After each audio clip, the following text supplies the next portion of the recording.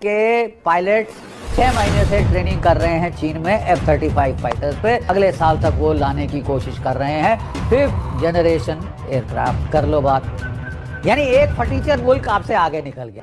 ناظرین, پاکستان اور چین نے مل کر نہ صرف بھارت بلکہ پوری دنیا کو چاروں شانے چت کر دیا ہے.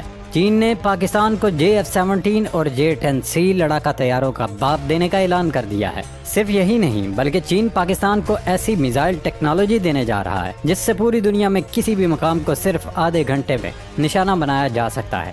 چین نے ایسی میزائل ٹیکنالوجی تیار کی ہے جو زمین سے نہیں بلکہ خلا سے فائر کی جاتی ہے.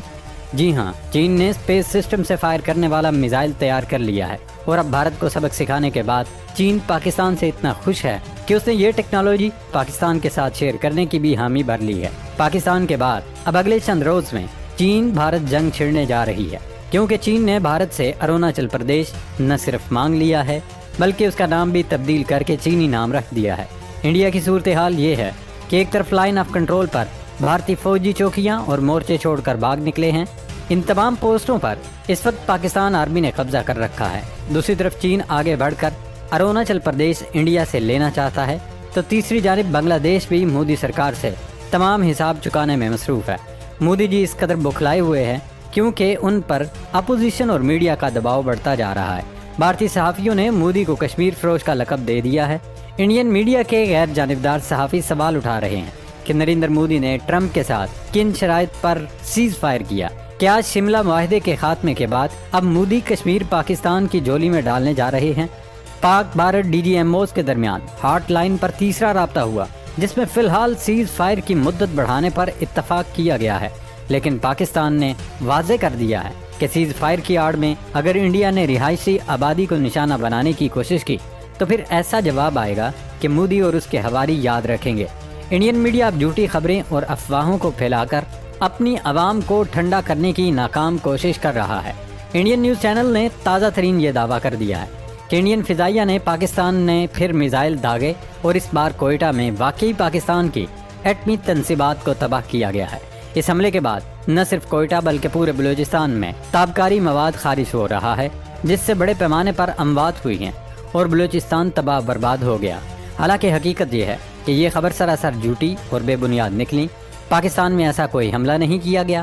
صرف یہی نہیں بلکہ مودی سرکار نے دنیا کے چوٹی کے دفاعی ماہرین اور تجزیہ کاروں کی خدمات حاصل کی ہیں کہ وہ بھارت کے حق میں ویڈیوز بنائیں اور پوسٹ کریں کہ آپریشن سندور کے نتیجے میں پاکستان میں بڑے پیمانے پر تباہی پھیلی اور انڈیا کو فتح ملی. ٹام کوپر ایک مغربی دفاعی تجزیہ کار ہیں جن کی پوری دنیا میں رائے کو اہمیت دی جاتی ہے. انڈیا نے ٹام کوپر کو بھی سبکی کروا دی. انہوں نے اپنے تازہ آرٹیکل میں دعویٰ کر دیا کہ بھارت نے پاکستان کے 2 جہاز گرائے اور 2 پائلٹس کو گرفتار کیا. اب چونکہ وہ اتنا بڑا نام ہے لہٰذا انہوں نے اپنی ساکھ بچانے کی غرض سے دعویٰ کیا. ان کے پاس مصدقہ معلومات اور اطلاعات نہیں ہیں, لیکن سوشل میڈیا پر یہ خبر کافی وائرل ہے کہ پاکستان کے 2 پائلٹس کوموڈور چاہت فتح علی خان اور گروپ کیپٹن سید قائم علی شاہ کو حراست میں لیا گیا ہے. پوری دنیا جانتی ہے کہ چاہت فتح علی خان کون ہے اور ان کا پاکستان ایئر فورس سے کیا تعلق ہے. اس طرح قائم علی شاہ یا قاسم علی شاہ کون ہیں؟ دراصل بھارت سے جنگ کے ماحول میں پاکستانی میمز نے میمز بنائی تھی جن کی بنیاد پر ٹام کوپر نے یہ دعویٰ کر دیا کہ انڈیا نے پاکستان کے 2 JF-17 تھنڈر گرائے ہیں اور ان کے پائلٹس کو گرفتار کر لیا گیا ہے. اسی طرح انڈین میڈیا کی جانب سے جو پروپیگنڈا کیا جا رہا تھا کہ کوئٹہ کی ایٹمی تنصیبات پر حملہ ہوا ہے اور وہاں سے تابکاری مواد خارج ہو رہا ہے, یہ اطلاع بھی سراسر جھوٹی نکلی. اس پر تو خود عالمی ایٹمی ایجنسی نے ہی بھارت کو شٹ اپ کال دے دی کہ ایسا کچھ نہیں ہوا, یہ فیک نیوز ہے. پاکستان کی تمام نیوکلیئر سائٹس بالکل محفوظ ہیں. اس قسم کا پروپیگنڈا کر کے دراصل مودی سرکار پاکستان پر نفسیاتی دباؤ ڈالنا چاہتی ہے کہ پاکستان سے کوئی غلطی ہو اور وہ اس کا فائدہ اٹھا کر اس جنگ میں ہونے والی ہزیمت کا بدلہ لے سکیں. ناظرین, انڈیا میں مودی کے خلاف عوامی نفرت انتہا کو چھونے لگی ہے. بھارتی صحافی اور اپوزیشن جماعتیں سوال کر رہی ہیں کہ بتایا جائے پاکستان سے سیز فائر کن شرطوں پر ہوا ہے, کیونکہ ابھی تک انڈیا مسئلہ کشمیر پر کسی بھی ملک کی ثالثی کے لیے تیار نہیں تھا. بھارت سرکار ہر بار کشمیر پر مذاکرات سے بھاگ جاتی تھی اور اسے عالمی کے بجائے 2 طرفہ مسئلہ قرار دیتی تھی, لیکن اب چونکہ ٹرمپ بار بار کہہ چکے ہیں کہ وہ کشمیر کے معاملے پر پاکستان اور انڈیا میں ثالثی کروائیں گے, دونوں رہنماؤں کو کھانے پر بلائیں گے اور وہاں مسئلہ کشمیر پر ڈسکشن کی جائے گی. اسے مودی کی شکست قرار دیا جا رہا ہے۔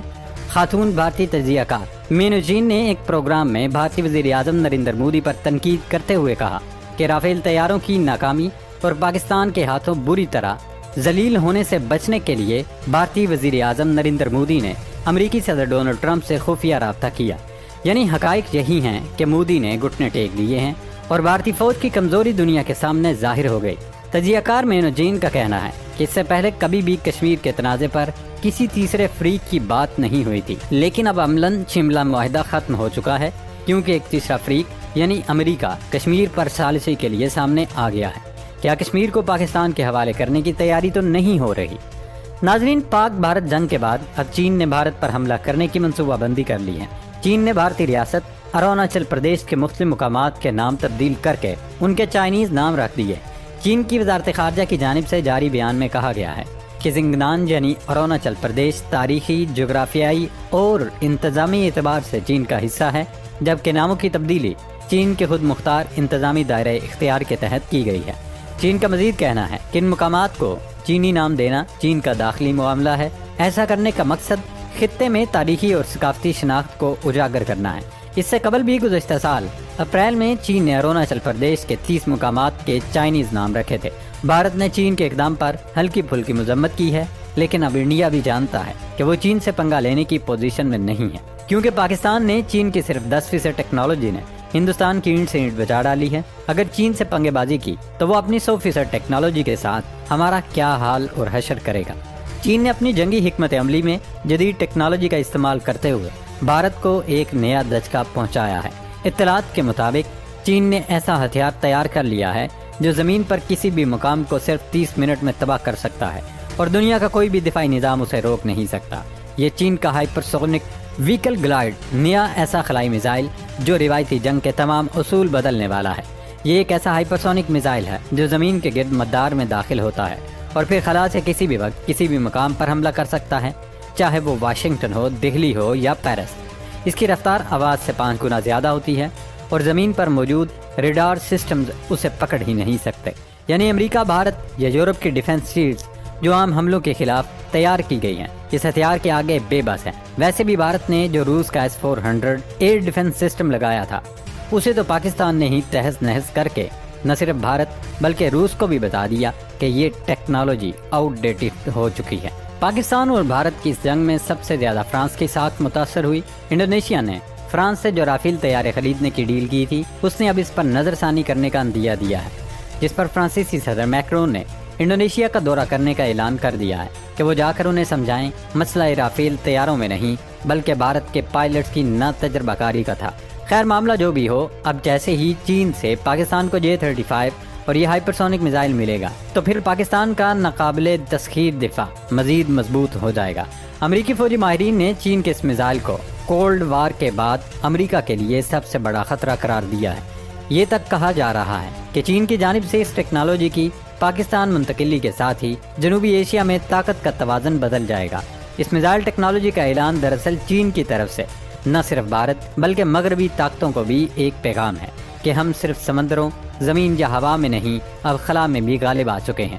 چین کے صدر شی جن پنگ واضح کر چکے ہیں کہ چین 2049 تک دنیا کی سب سے بڑی عسکری طاقت بننے کا ہدف رکھتا ہے اور یہ میزائل اسی منزل کی ایک بڑی چھلانگ ہے۔ چین کی تمام تر کامیابی دراصل پاکستان کی بھی کامیابی سمجھی جانی چاہیے، کیونکہ چین کبھی بھی پاکستان کو تنہا نہیں چھوڑتا۔ یہی وجہ ہے کہ اس وقت ہندوستان میں کھلبلی مچی ہوئی ہے اور مودی سرکار پر زور دیا جا رہا ہے کہ وہ پاکستان سے لڑنے بھڑنے کی بجائے تعلقات کی بہتری پر توجہ دے۔ کہیں ایسا نہ ہو کہ کشمیر لینے کے چکر میں بھارت اپنی کئی ریاستیں گنوا دے۔ اللہ پاک پاکستان کا حامی و ناصر ہو۔ پاکستان زندہ باد۔